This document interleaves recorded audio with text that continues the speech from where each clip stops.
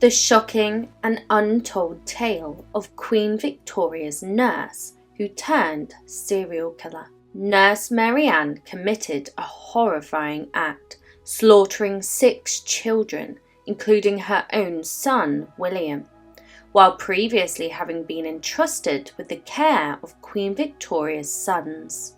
The Esher Murderess case captured the attention of Britain and garnered global headlines. On the morning of the 10th of June 1854, Henry Woolgar stumbled upon a gruesome scene as he noticed a blood-soaked pillow hanging from an upstairs window of a cottage in Esher. Investigating further, he discovered Mary Ann Brough, her hair disheveled, body covered in blood, and throat slashed. The shocking discovery unfolded as more neighbours gathered, revealing the lifeless body of Mary Ann's children with slashed throats.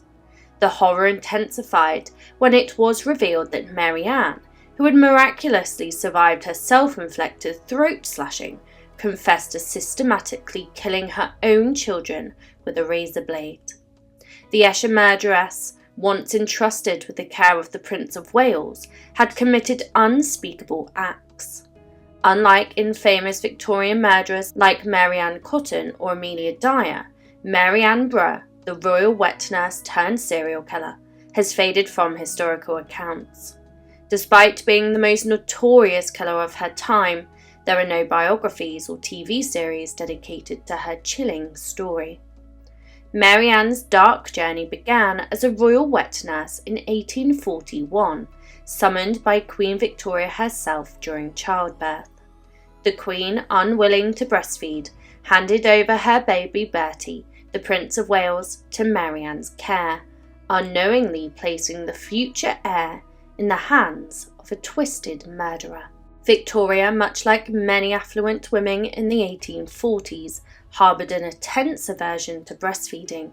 The royal wet nurse position, which offered an appealing salary, attracted numerous applicants, with Mary Ann securing the role for the duration of 8 months and earning £1,000, equivalent to approximately £50,000 in today's currency. Mary Ann likely obtained the position due to her husband George's employment as the groundsman at Claremont House, one of Victoria's favourite royal estates near Esher. The trust placed in her as the spouse of a reliable servant contributed to her selection. Despite giving birth to her eldest daughter, Mary, 8 years prior, Mary Ann had experienced several child losses. While it is assumed she miscarried, the possibility exists that her children succumbed to a lack of maternal milk, given that she was compensated to provide it to wealthier mothers' infants. The emotional toll of nurturing another woman's healthy baby with milk intended for her deceased children remains a matter of speculation. Initially pleased with Mary Ann, Victoria considered her a simple, decent countrywoman. Mary Ann excelled in her duties, nurturing Bertie into a robust, healthy baby, although Victoria, grappling with postnatal depression, found him unattractive and too frightful. Having failed to form a bond with Bertie, Victoria largely disregarded him, and Mary Ann likely spent more time with him during his early months. However, for undisclosed reasons, one newspaper later suggested that she was a drinker, while another claimed disobedience. Mary Ann was dismissed after 8 months. Victoria had likely forgotten about her until more than a decade later when she read the shocking news in the morning paper.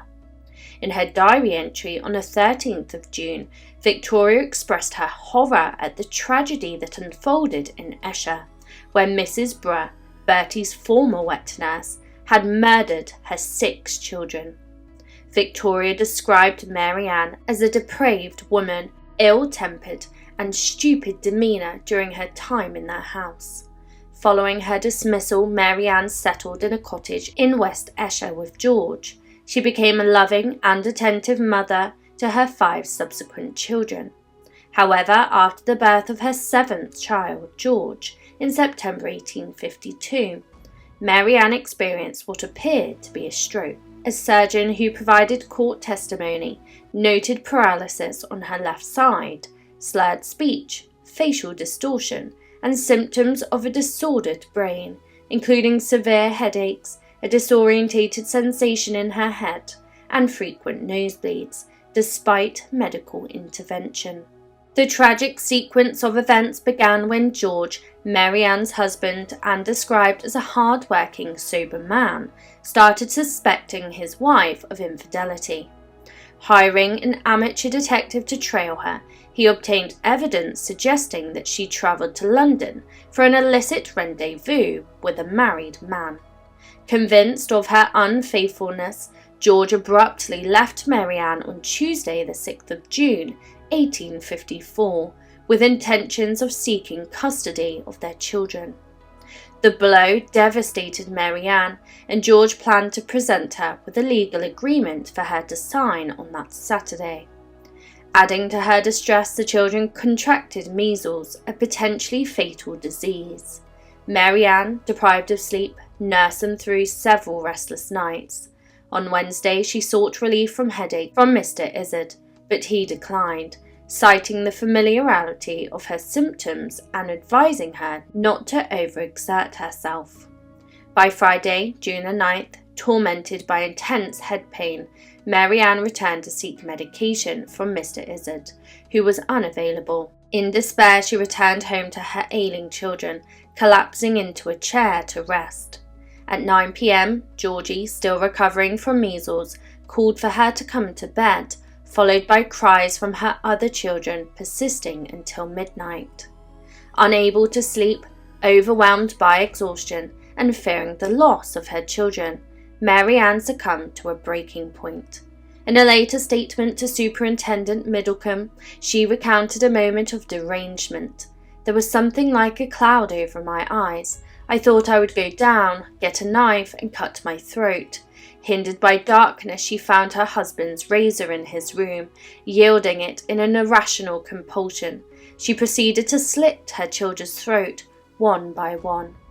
She confessed, "I went to Georgie and cut her first. I did not look at her. I then came to Carrie and cut her, then to Henry. He said, 'Don't, mother.' I said I must and did cut him. Then I went to Bill. He was fast asleep. I turned him over. He never woke. I served him the same." Entering the next bedroom, she continued, "Harriet and George were awake. Harriet struggled very much after I cut her and gargled for some time. I then lay down and did myself. I can't tell you what occurred for some time after that, till I seemed weak and found myself on the floor. That nasty great black cloud was gone." Subsequently, she realized the gravity of her actions, witnessing her children covered in blood. Unable to call out due to her partially severed windpipe, she hung a blood-soaked pillow out the window to attract attention. Mary Ann's trial in August 1854 hinged on the question of her sanity. Did she commit the act in a fit of madness, or was her crime premeditated and intentional? The crucial inquiry was whether she was mentally disturbed or consciously malevolent. The defence enlisted the expert of Dr. Forbes Winslow, then referred to as an alienist, a term for psychiatrists during that era. Dr. Winslow diagnosed Mary Ann with temporary insanity, attributing it to brain disease aggravated by the stress of tending to her ailing children.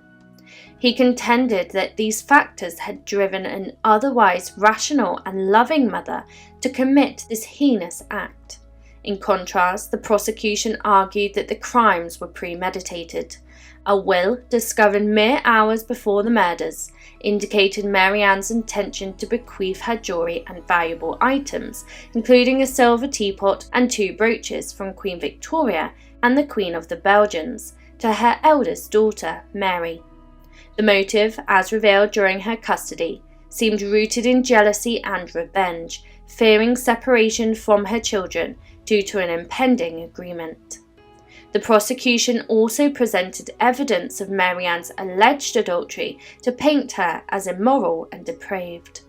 The judge endorsed this perspective, instructing the jury to find the defendant guilty. Despite this, influenced by the testimony of Forbes Winslow and other lunacy experts who maintained that Mary Ann had been driven to madness by her congested brain, the jury rendered a verdict of not guilty by reason of insanity. The media largely concurred with the decision, questioning the credibility of a mother committing such acts outside of a frenzied state. Following the trial, Mary Ann's house became an eerie attraction, capitalising on Victorian fascination with murder, especially one with a royal connection. Mary Ann spent the remainder of her life at Bethlehem Mental Hospital, commonly known as Bedlam, where she was described as a non-violent, quiet resident. Experiencing fits or strokes leading to paralysis, she passed away in 1861. During the inquest, a Bedlam doctor attributed her paralysis, eventual demise, and insanity to brain disease, affirming its role in the tragic events 7 years earlier. Mary Ann had asserted that if Dr. Izzard had seen her that fateful Friday and provided the medicine that alleviated her headaches and the overwhelming cloud in her brain, the murders would never have occurred. Nearly 2 decades after the horrific incident, the Esher tragedy maintained its allure. The Birmingham Waxworks recreated the murder scene in graphic detail, allowing visitors to gaze upon wax figures of the 6 children, each with a slit throat and gore on the little waxen faces, gore on the sheets. A figure of the blood-stained murderess, adorned with label around her neck, served as a chilling reminder of her intimate royal connection.